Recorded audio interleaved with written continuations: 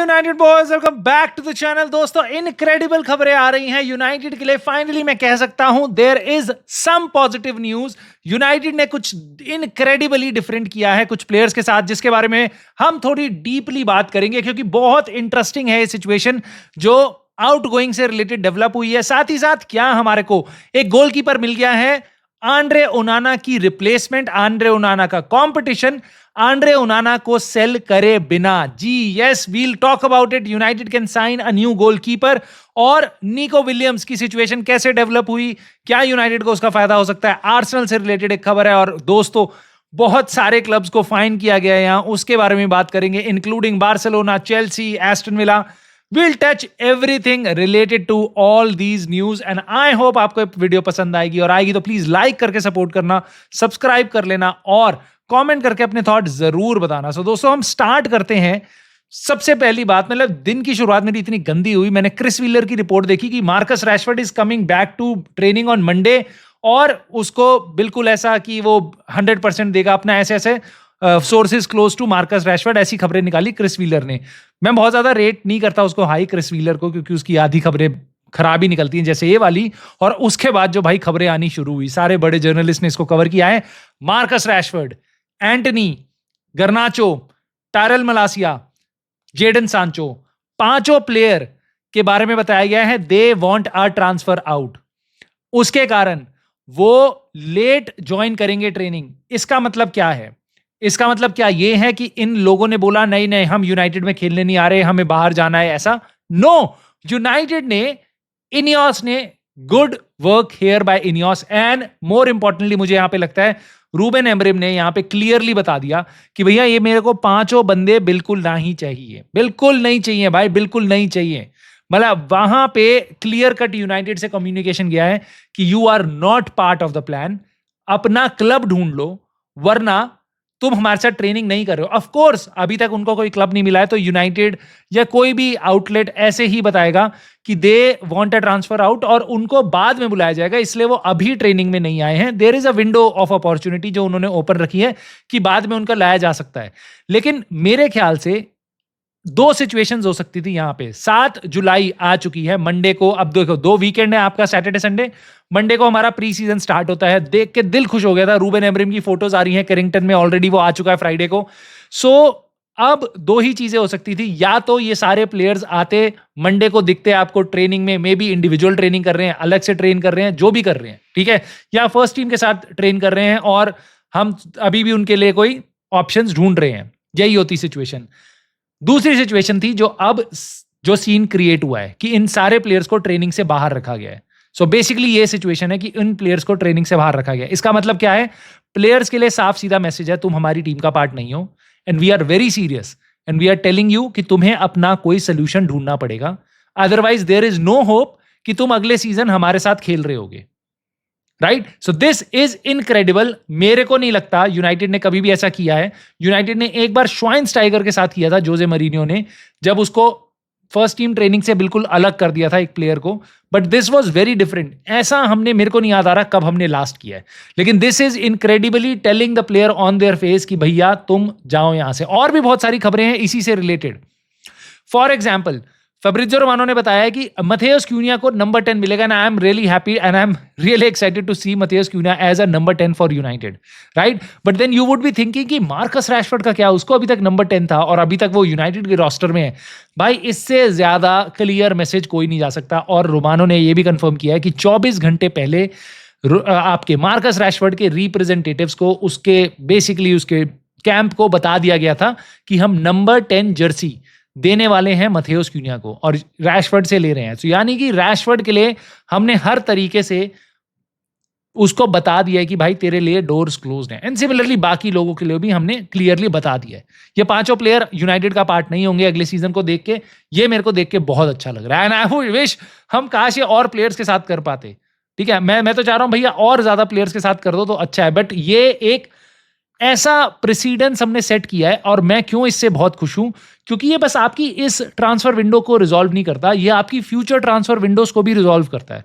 अगली बार अगर यूनाइटेड किसी प्लेयर को जाके बोलेगी कि भैया you are not part of the plan, they will be serious.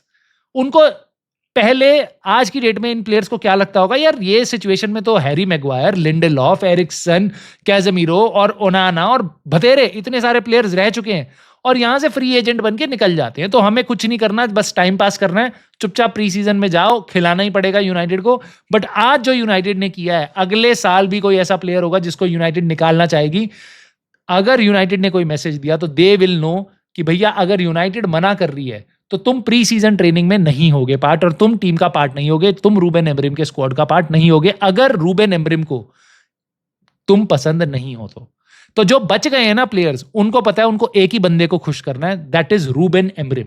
क्योंकि अगर रूबेन एमरिम ने डिसाइड कर दिया कि तुम लेजी हो या तुम टीम में फिट नहीं हो रहे हो, तुम अच्छा सा नहीं खेल रहे हो, ढंग से परफॉर्म नहीं कर रहे हो, ठीक है, तो उनको पता है कि भैया उनका फ्यूचर खतरे में है और उनको टीम से बाहर कर दिया जाएगा, उनके वर्ल्ड कप, इंटरनेशनल टीम्स के स्क्वाड, वर्ल्ड कप में खेलने की जगह और बाकी बहुत सारी चीजें रिस्क पे आ जाएंगी और उनको फटाफट कोई और क्लब ढूंढना पड़ेगा। सो रूबेन एमरिम ने यहाँ पे जो लाइन खींची है, इनियोस ने जो सपोर्ट किया है, आई रियली अप्रिशिएट इट और आई रियली लव इट, क्योंकि ये हमारी फ्यूचर की प्रॉब्लम्स भी सॉल्व करता है। दोस्तों, गर्नाचो के बारे में रोमानो ने बताया है कि मिड जून में, मतलब आज से 2-3 हफ्ते पहले ही बता दिया गया था उसको कि उसको अलग होना है यूनाइटेड से, अब उसको सोल्यूशन ढूंढना पड़ेगा। और मुझे पता नहीं क्यों ऐसा लग रहा है, अब जो रिजल्ट है प्लेयर्स के मन में भी ये होगा पहले से कि शायद हम प्री सीजन ट्रेनिंग में जाएंगे या नहीं जाएंगे, और अगर कोई भी डाउट था उनका कि एमरिम शायद उनको टीम में ले ले, अब वो डाउट क्लियर हो चुके हैं और अब उनकी एजेंट के साथ जो कॉन्वर्सेशन होगी वो एकदम अलग होगी।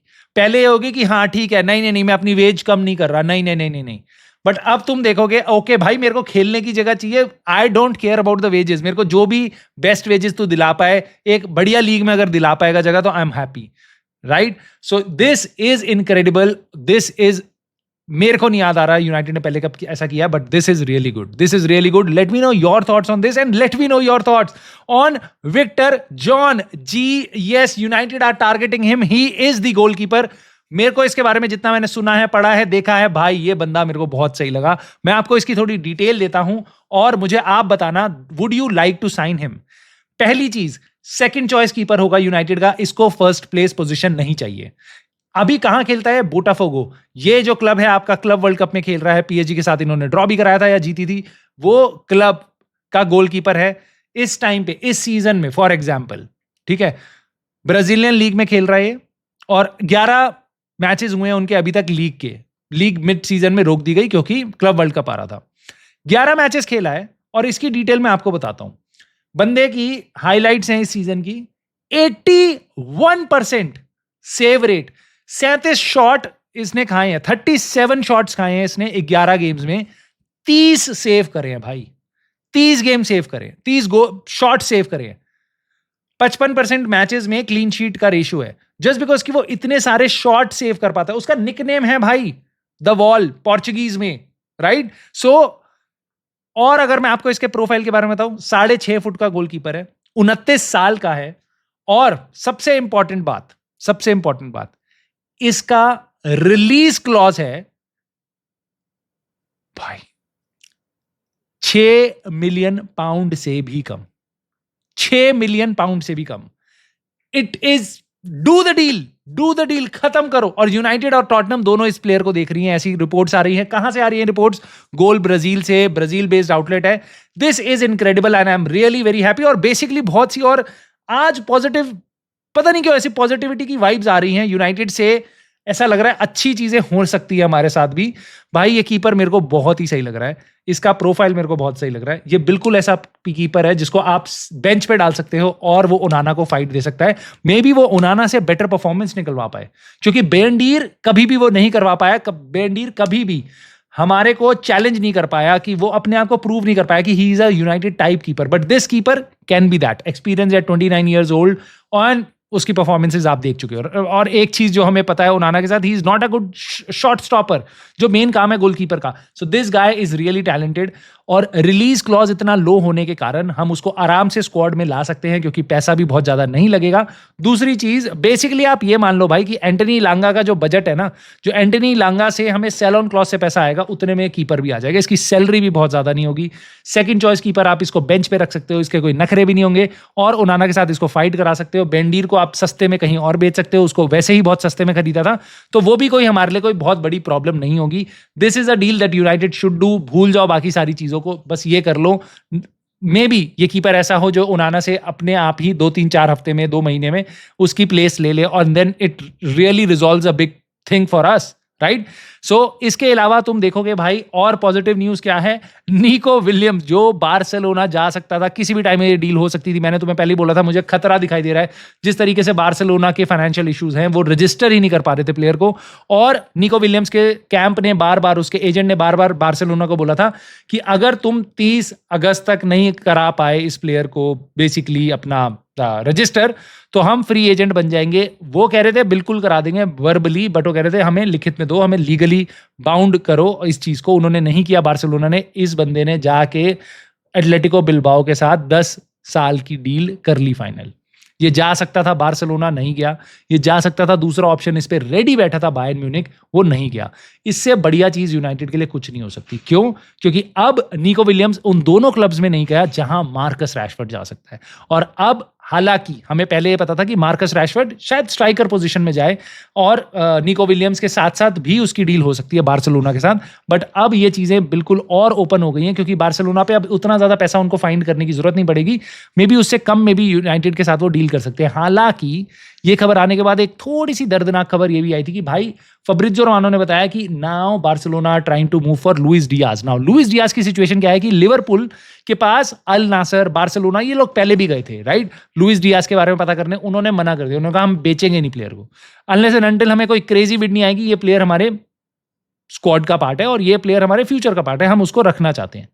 नाउ ऑफ कोर्स आपको पता है जो अनफॉर्चुनेट चीज हुई है लिवरपूल क्लब के साथ, डिएगो जोटा के साथ, उनकी फॉरवर्ड लाइन और वीकन हो गई है उस इनक्रेडिबल प्लेयर के ना रहने से। अनफॉर्चुनेट है बट बोलना, बट ये बात भाई बहुत डिफिकल्ट है मेरे लिए भी ये बात बोलना, बट मुझे लगता है अब वो बिल्कुल भी लुइस डियाज को सेल नहीं करेंगे। They would want to protect their team Liverpool, right? So यहां से रैशफोर्ड के लिए ये डोर बार्सिलोना वाला बिल्कुल ओपन होता है।